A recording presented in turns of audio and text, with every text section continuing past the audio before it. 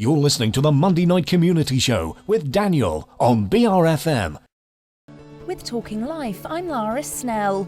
New research has revealed that despite an increasingly digitised age, people are still flocking to the silver screen. The study, ahead of the launch of the Glasgow Film Festival, showed that cinema admissions were on the rise in 2012, with ticket sales up by 0.5%. Celebrating this love, the festival will host 368 screenings, as well as discussions and music events. Alan Hunter, co-director of the Glasgow Film Festival, told us why he thinks we still love the cinema. In the digital world, I think people still want to get out the front room. They want to go to somewhere where they can see something on a big screen and have that communal experience. A film really comes alive when there are people that are as excited, afraid, emotional, all round about you, and you share that. And he explained why their festival is so popular. I think the success of the Glasgow Film Festival is down to the fact that it's just an amazing kind of team effort. So there's lots of different ideas that all go into creating this one kind of beautiful programme. And also, audiences, I have to say, have been spectacularly good. People say that a lot. Filmmakers come and say, your audiences are so enthusiastic, they ask great questions. So people have a good time. A study into the attitudes of young people across the UK has raised concerns with men living in the squeezed middle.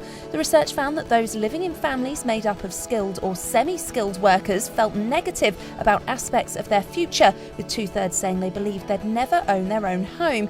They found their outlook was worse than those from poorer backgrounds.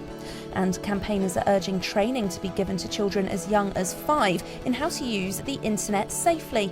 This as fears grow that they are increasingly exposed to things not suitable for their age group. Childline is now holding assemblies in schools across the UK aimed at helping young children understand how to stay safe. With Talking Life, I'm Lara Snell.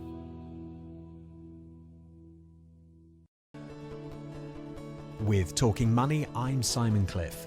There are fears that some types of investors may now be finding it harder to get advice following the changes to the commission structure that financial advisors work to.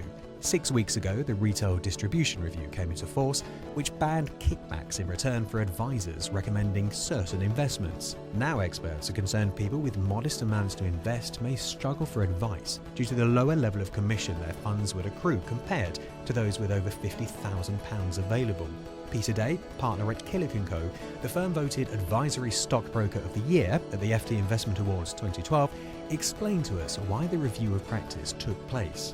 RDR, the Retail Distribution Review, which was a recent review undertaken by the UK government through the FSA, and the core of it was really taking a look at the financial advisory industry and aiming to improve the public trust of financial services and avoid any of the mis-selling scandals that we've seen in the past. And he had this advice for people with moderate sums to invest. At Killick & Co, our doors are always open to investors. We have no minimum sizes, and this will be the same for many of our peer group. So the term of investment does create fear, but I think you don't have to be a millionaire. There are many appropriate financial advisors out there, and my message would be it's never too early to start saving, and even if you're only putting away a small amount at this stage, it will make all the difference further down the line. Now in other news, economists were telling us to expect a rise in UK retail sales, but figures show they were down last month, and the heavy snow is being blamed. The Office for National Statistics say volumes fell 0.6% compared to December, and volumes also dropped by the same amount from a year ago. But there's some good news if you rent, not quite so good if you rent out. According to a new study, the cost of renting a home in England and Wales fell last month. The average let was £732 a month in January. Some, though, are predicting further hikes in the next few months. With Talking Money, I'm Simon Cliff.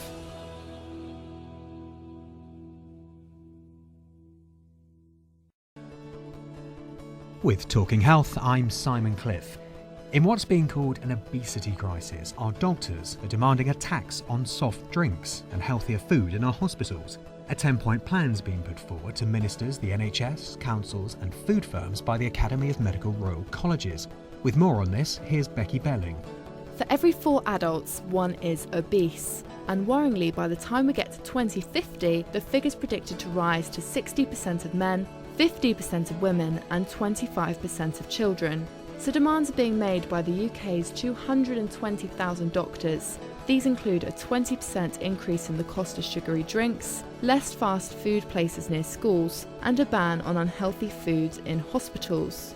The Academy of Medical Royal College's report says it wants to prevent the country's spiralling obesity crisis becoming unresolvable. They also say changes in parental behaviour need to be made to break the cycle of obesity.